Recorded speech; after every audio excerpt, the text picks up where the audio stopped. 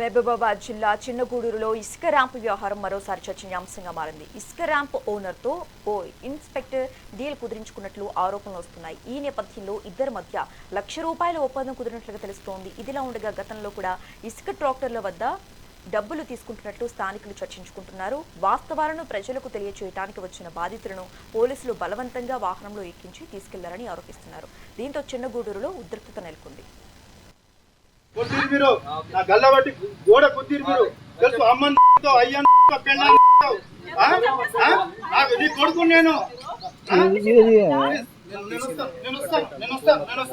గుంజొద్దు sir గుంజొద్దు వస్తా అన్న నేను వస్తా వస్తా వస్తా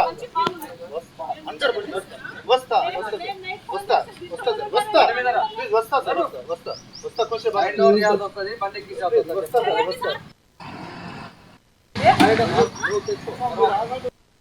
కొద్దిరి మీరు నా గల్లబట్టి గోడ కుదిరి మీరు తెలుసు అమ్మతో అయ్యాను